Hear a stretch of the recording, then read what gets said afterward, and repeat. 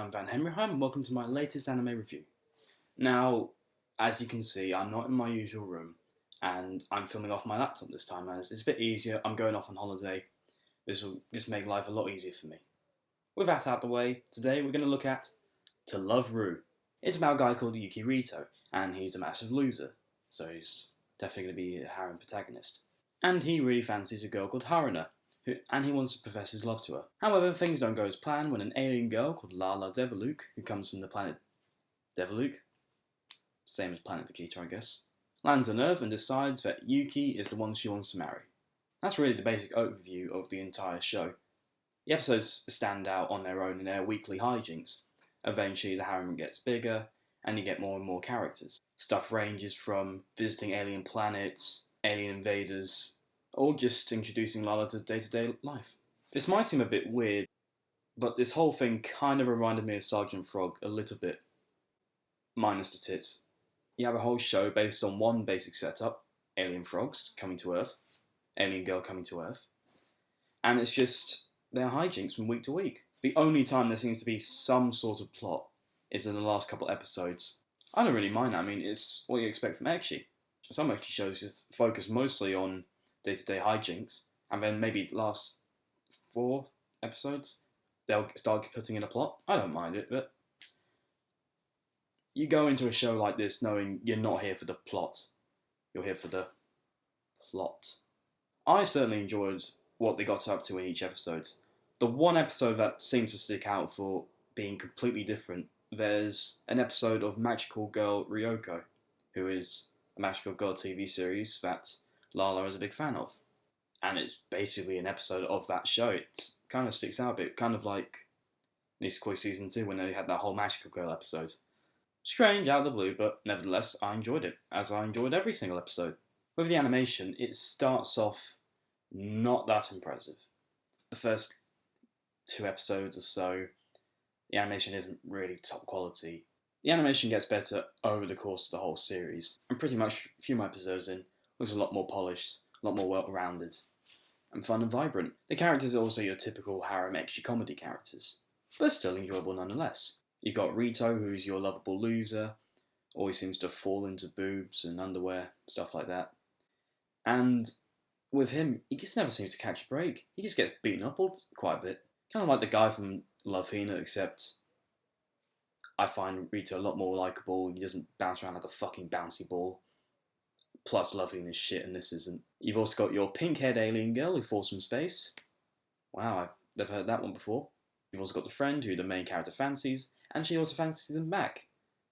Wow, never heard that one before.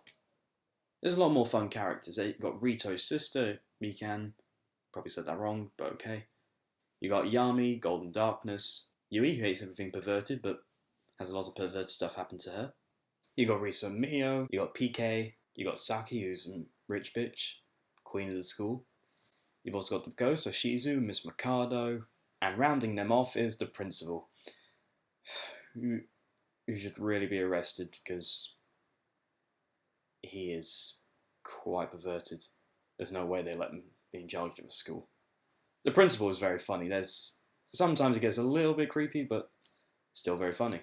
I also really love the sister in this because in some animes they might put on some incest overtones, but here there's pretty much nothing. They're just brother and sister and that's it. However, in the OVAs, which I'm not counting, there's a little bit more. Then in To Love Ru Darkness, there's also a bit more, so slightly progresses, but still here, you don't really feel anything between them. They're just brother and sister, nothing else.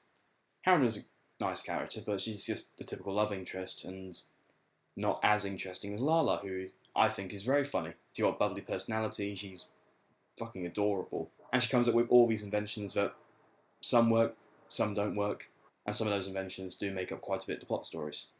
I was like young, she's a very quiet girl, kind of like Nagato from Haruhi Suzumiya, if she can turn her hair into weapons, and got really pissed if you saw her underwear. Yeah, she really beats on Rito quite a bit. But all a fun bunch of characters. I didn't find any of them boring. Some more interesting than others, but still, great cast. I absolutely love the opening to this show. It's catchy, it's upbeat, the tune is wonderful, and it's also got some really cool visuals. It's kind of like pop art, those paintings where They have the white dots all around their face, sort of meant to look like a very old comic book. That's sort of the style of it.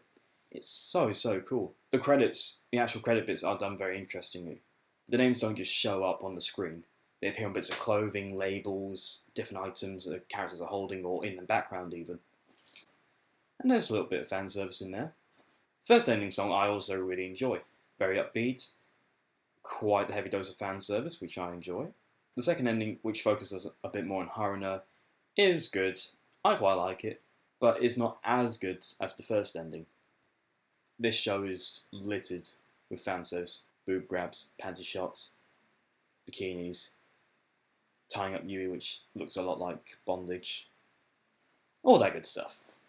But for me, it doesn't really distract from the plot because it's not a really deep plot, and for me, it wasn't too over the top. The boobs weren't ridiculous. Situations were silly, but not like borderline hentai or anything. This is a good example of ecchi done right. Take, for example, Icon. A shit example of ecchi. Boobs are fucking stupid. None of the characters are likeable. And it really borders on the hentai thing to quite... not even sexy, just uncomfortable. But with To Love Ru, the ecchi is top notch. As it goes on with To Love Ru, Motto To Love Ru Darkness, the ecchi gets even ecchier. I think that's helped by introducing Lala's sister Nana and Momo. Momo is horny as fuck.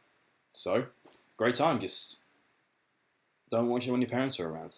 Overall, I love the characters. The episodes were a load of fun. Animation got better and stayed consistently good.